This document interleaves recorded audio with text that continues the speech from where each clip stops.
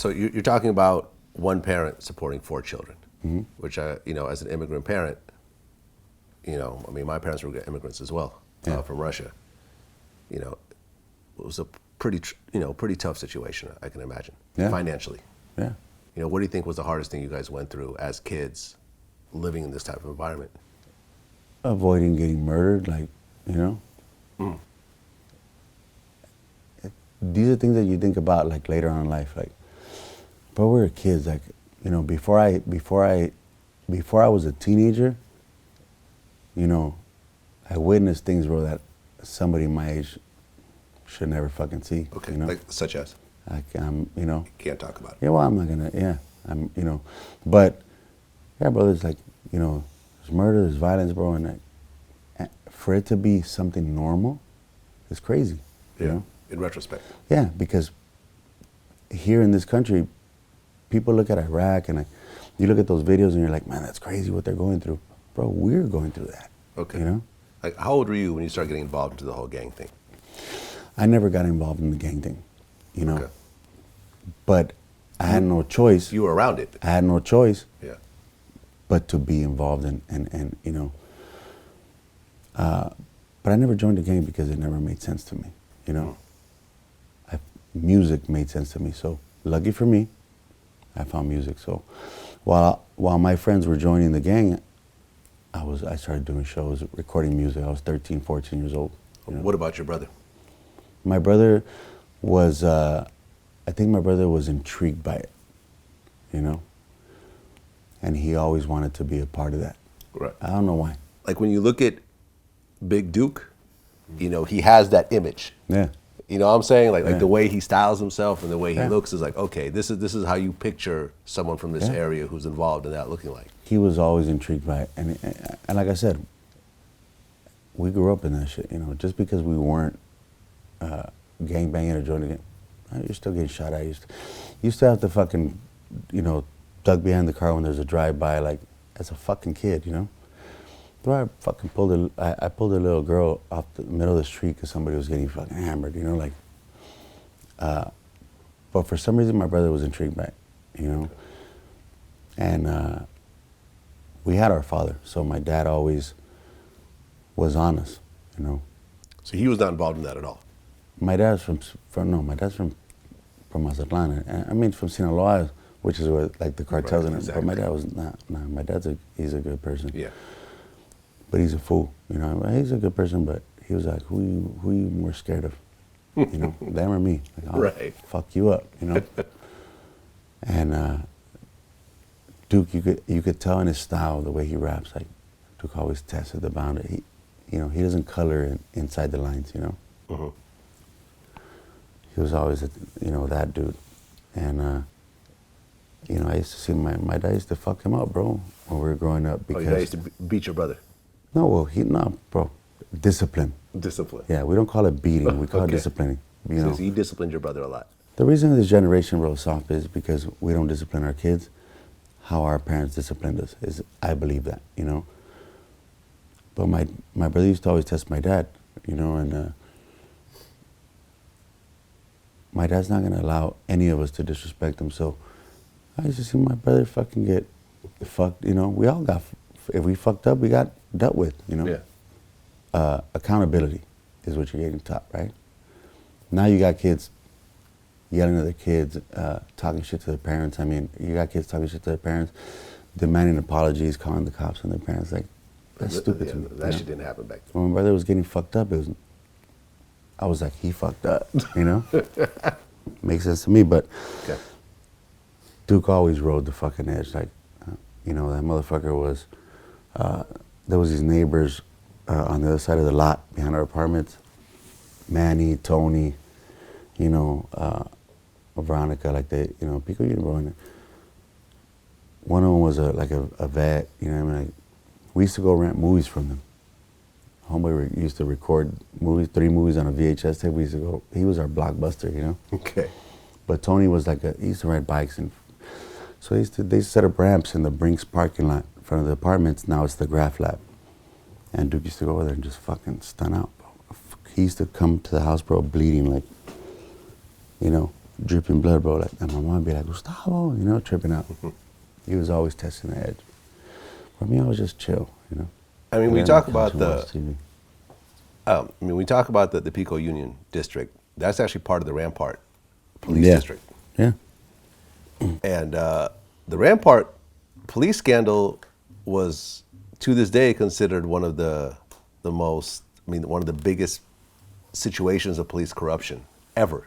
Yeah, we grew up with that. You grew up with that. Yeah.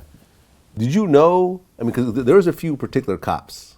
There was David Mack, Kevin Gaines, and Nino Durden, who were like the main guys that ended up, you know, taking the fall for all this. Did you know any of these guys, or did it have to deal with them? I didn't know names, but we knew growing up that, you know, these dudes were planning dope on the homies, like, you know, kids, like giving them like, you know, some of my friends were doing a lot of time because these cops were, you know, didn't like them or whatever.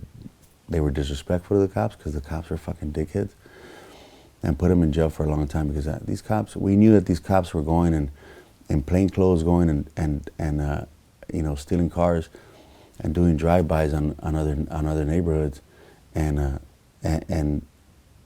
yelling out to start gang wars. Like, yeah, they'll pick you up. They would steal a car, they'll go pick you into a rival neighborhood, and basically they'll pick you up. Like, if they didn't like you, they'll pick you up and they'll drop you off. If they knew you were from a gang, they'll drop you off in a rival your enemy's gang. Yeah, yeah.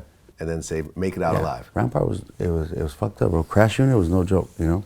Right. Well, some people say that's who murdered fucking, you know. Yeah. Well, that's not proven.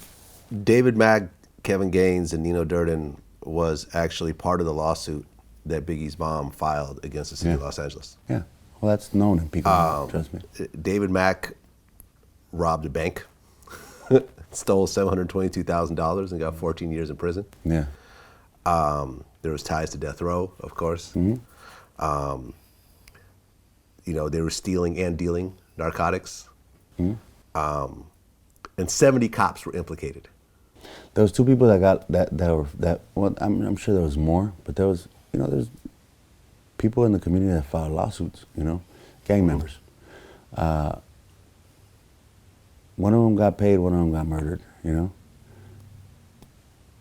The guy got murdered, who knows who murdered him, you know? But but nobody has, cholos don't know how to fucking shoot, you know what I mean? For you to get shot from across the street on Manchester Boulevard and get hit in the head. It was a sniper. Yeah. While you're running, you're like, no, you know? And the other dude got paid, but he didn't get to enjoy his money, you know? He's sitting there, they're watching him, he's trying to buy, you know,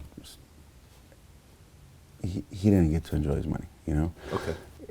This is all shit that, yeah, it's known in our community. So you're you growing gotta roll up with the punches, you know? So you're growing up in this area where the cops are really just at war with the community in a way. Have you heard our music? Yeah. That's what we talk about. Yeah. Yeah. Absolutely.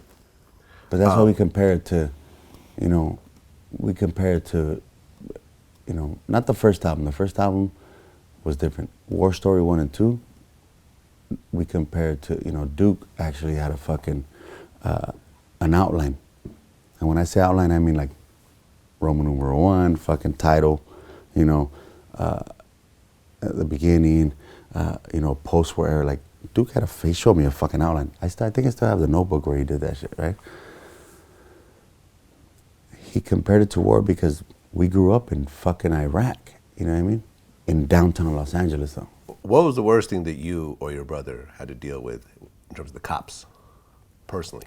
My brother, well, anybody that rolled with my brother eventually got fucking harassed, or, you know, you get a mag light to the fucking dick, or you get fucked with, you know what I mean? Because Duke just, like I said, he always rode that line, you know? Yeah. Remember Hollywood, like, well, you're from out here, right? No, I'm from... Okay, well, Hollywood, people used to cruise Hollywood, right? Mm-hmm. So we'd be cruising, bro. I was you know, Duke was driving. I'm 4 years younger than him, so I was 14 or 15. Me and my boy Jonjo, who's the reason why I rap, right? and then Rizai, who was our DJ at the time, and Duke. We're cruising Hollywood Boulevard and shit, because you're cruising and you're trying to talk to girls and shit. And there was cops in the middle pulling people over. Duke said they're smoking a joint, right? And the cop, he's looking at the cop, and the cop's like, looking at him like, are you fucking serious, right? And Duke's looking at him fucking stupid, bro. But I love him for that. You know what I mean? That's who he is, right? And the cop's like, dude, fucking pull into the middle lane, like, you know. So Duke's sitting there, bro, you fuck it. Takes a long as drag of the fucking joint. Freaks at the cop. We go in the middle. What do, bro? They come flashlight all of us. Bop, bop, all right? On the dick. And you're like, dude, like, you know, we're always talking shit to Duke because he's a fucking knucklehead. But it's like, that's what I'm saying. It always intrigued him, you know. The hardest thing that we had to deal with was growing up where we grew up, you know. A friend of mine, you know, that wanted my dad to adopt him because his family was fucked up, died at fucking 13, 14 years old, got stabbed in the eye with an ice pick, you know, while we were in Mexico. We used to always get shit. You know, like, you grow up and I'm telling you, it's a fucked up, you know, you don't think about it because it's normal. Now that you think about it, it's crazy, you know. And then to have my brother fall victim to that shit was very hard, you know.